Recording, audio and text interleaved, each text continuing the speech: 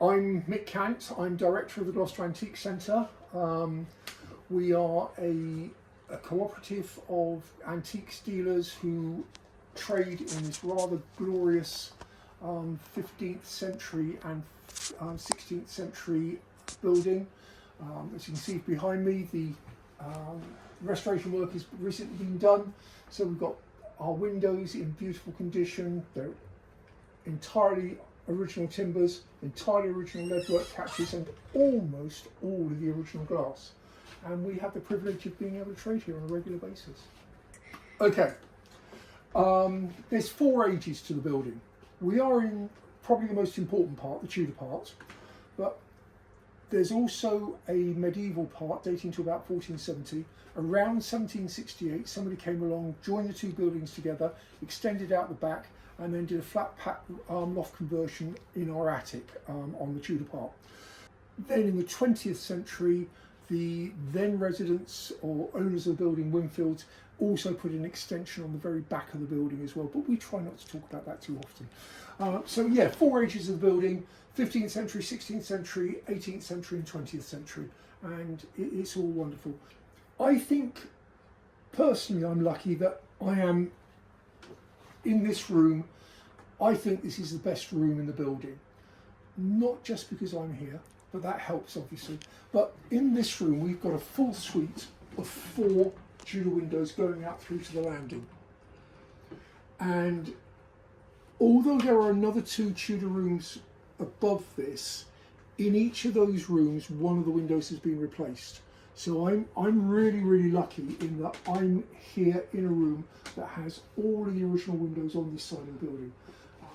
The building is regarded as one of the largest and best preserved examples of a Tudor townhouse left in the country. We've only got the Tudor bit on one side because in 1768, when they joined the 2 bits together, they also took a Georgian chainsaw to the front of our building and lopped off the front and gave us what they called a front in the London style. And by that they meant that they'd given us a shop front. Prior to that, what would have happened is we would have had windows down on the ground floor, which would have they would have had wood coverings on them, and they would have just flopped down onto a block of wood or block of stone, and you'd trade out of the window. So that was the Tudor style of doing it, as you see in the shambles in York, whereas we were given a brand spanking new lovely London style shop front. Thank you. So yeah, it's glorious. I mean, we've still got lots of original features. They don't all work, but in the hall behind, for example, there are some Georgian shutters and Georgian sash windows. They don't work properly, but they're there. And there are some lovely features. If we go 2 floors above this up to the attic, there's actually a Tudor observation tower, because the guy that would have had this building originally built in around 1540 would have been Donald Trump rich. Okay, we are talking stinking rich, because in 1540 Westgate Street would have been one of the most important streets in England, and continued to be one of the most important streets in England up until the Second World War. Big claim, that's a big claim. But if you came out of South Wales, you came down Westgate Street.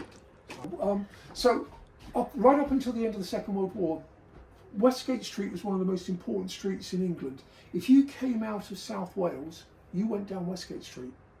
There was nowhere else to go. You came out of South Wales and you went into Westgate Street. When you get to the cross, you might have turned right and gone to Bristol, you might have turned left and gone to London, or gone straight on to Stroud. But you had to come down Westgate Street. Even the armaments for D-Day came down Westgate Street. So then we built a ring road, and hey, we lost our importance. So yeah, it's just a lovely place to trade with, and it's got a lot of history in it. Gloucester is a beautiful city. It's got 2,000 years of history. We go back to the Roman times. We've got a cathedral which was commissioned during the Norman period. The work went on for 100 years afterwards. I mean, the tower was only finished around 1370, 1380.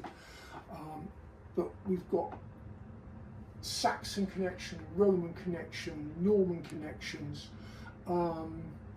Henry III was crowned here. Edward II is buried here. The royal connections carry on. Richard III stopped here on his progress after his coronation. Henry VIII stayed at the cathedral. The history around this city is absolutely wonderful, and there's so much here to see. Oh wow, you have got 35, 40 dealers in this building, all selling a wide range of collectibles, antiques. We've got specialists, we've got general dealers, we've got stamps, postcards, coins, cigarette cards, we've got die-cast toys, we've got jewellery, we've got books, we've got all sorts of things. We've got 20th century collectibles. You want it, we've probably got it in here somewhere. We have hundreds of thousands of items for sale here in the Gloucester Antiques Centre, so come and see us. We've got what you want.